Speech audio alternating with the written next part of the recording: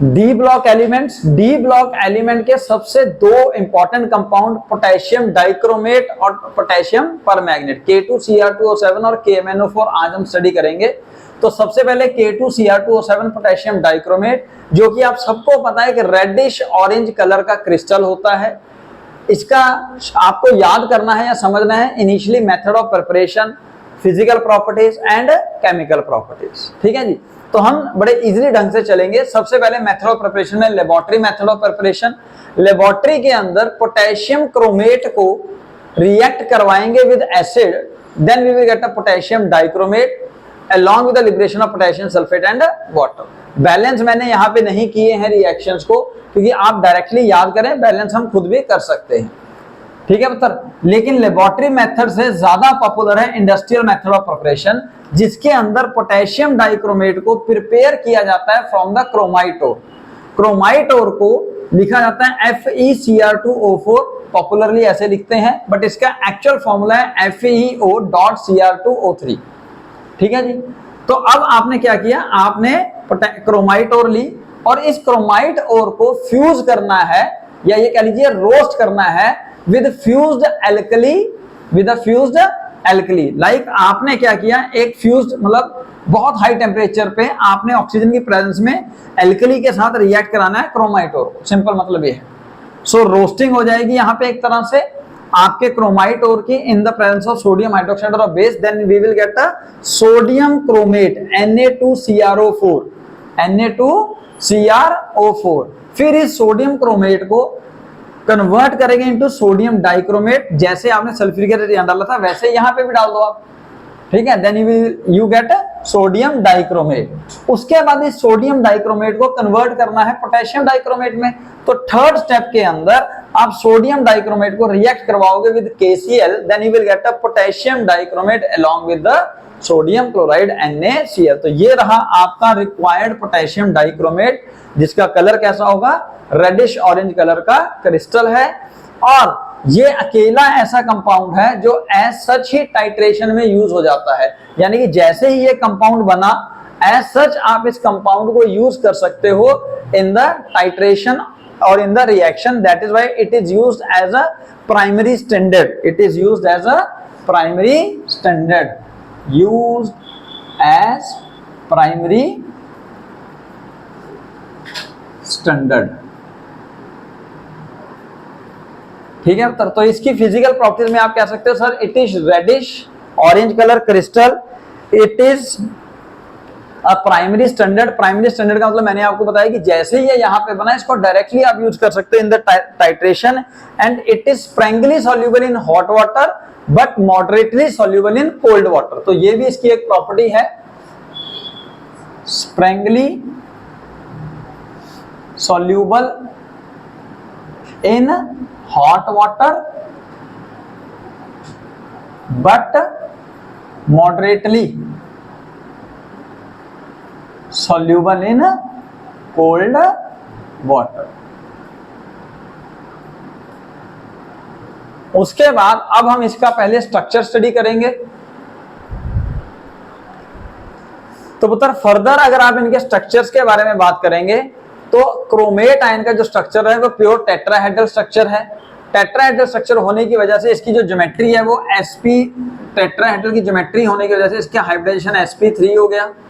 ठीक है, अब यहाँ पे क्रोमियम के पास दो डबल बॉन्ड होते हैं ऑक्सीजन के साथ, और बाकी दोनों ऑक्सीजन जो है वो एक एक नेगेटिव चार्ज कैरी करेंगे, CrO4 2 नेगेटिव, जो कि येलो कलर का कंपाउंड होता है, येलो कलर का कंपाउंड होता है। ठीक है, उसके बाद अगर आप डाइक्रोमेट आयन का स्ट्रक्चर देखोगे then it also has a tetrahedral geometry, but इसके अंदर एक ऑक्सीजन जो है वो दो क्रोमियम के बीच में शेयर हो जाता है। So again you can see tetrahedral structure, एक ऑक्सीजन दो क्रोमियम के बीच में शेयर हो गया, कॉमन हो गया।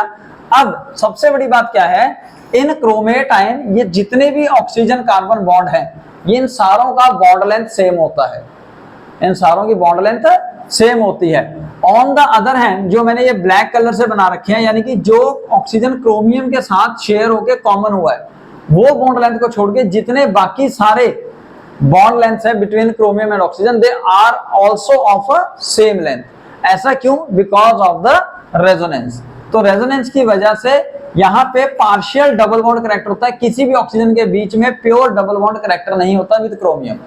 So all bonds in the chromate ion are of equal length, but in dichromate ion, one shared oxygen bond has a different bond length because of the resonance. All other carbon-oxygen bond make a length are of same size. यानी कि यहाँ पे single bond और double bond की वजह से अलग अलग बॉन्ड लेंथ नहीं होगी। ये पॉइंट क्लियर हो गया।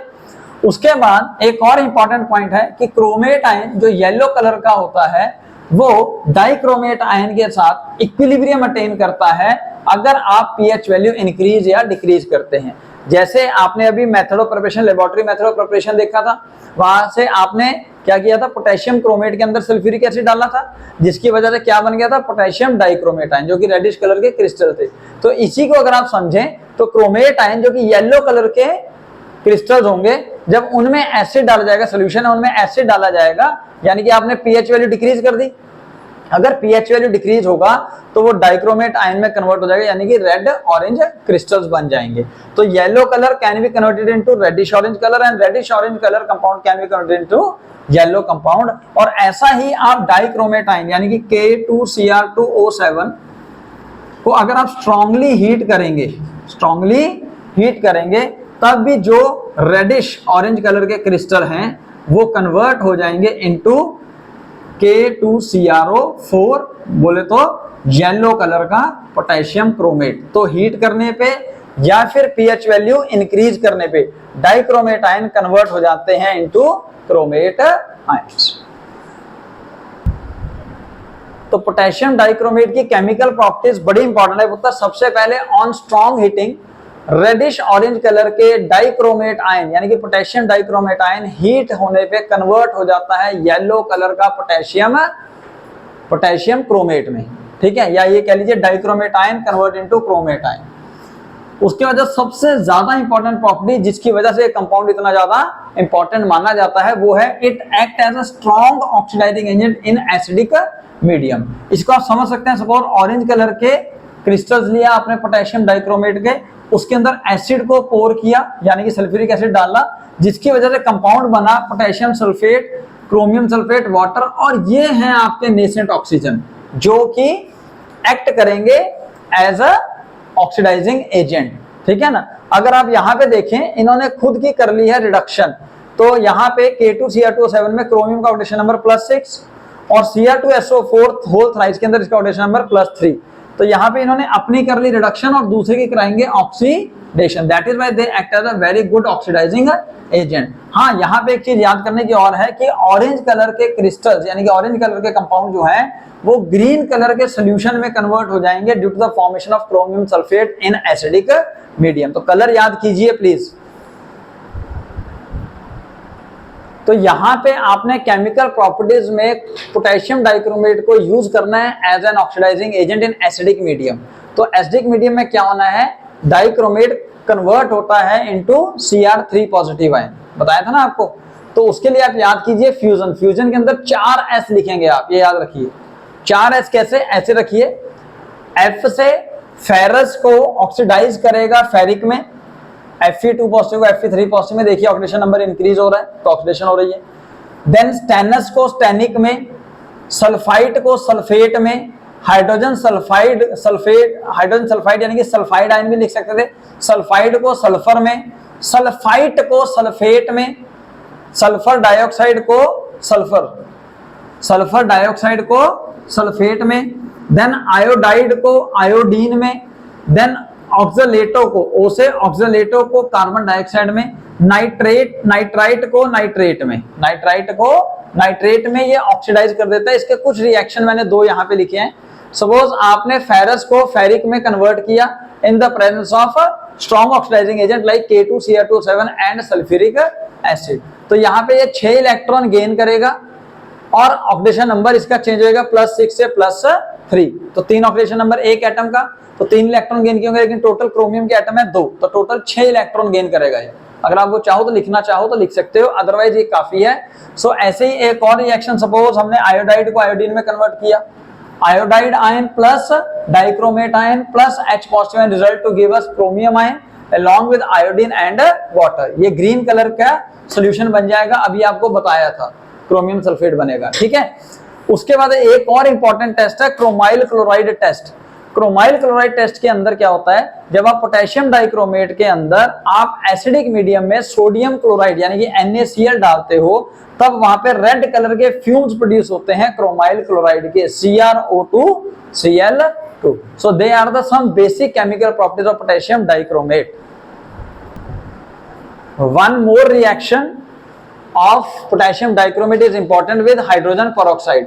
तो अगर आप एसिडिक मीडियम में पोटेशियम डाइक्रोमेट को या ये कह लीजिए डाइक्रोमेट आयन को रिएक्ट करवाते हुए हाइड्रोजन पेरोक्साइड, तब उसका कलर जो है रेडिश ऑरेंज कलर से सॉल्यूशन का कलर जो है वो हो जाता है deep blue colour because of formation of CrO5। और इसके बाद धीरे धीरे करके जो डीप ब्लू कलर है वो भी फेड हो जाता है और कन्वर्ट हो जाता है CrO5 gradually into chromium ion and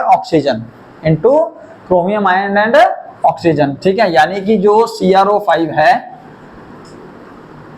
deep blue colour का, वो ग्रेजुअली कन्वर्ट हो जाएगा into chromium ion Cr3 positive ion plus oxygen, और ये जो है फिर डीप ब्लू कलर जो है वो फेड हो जाएगा, blue colour fades. So they are the very important reaction for a potassium dichromate.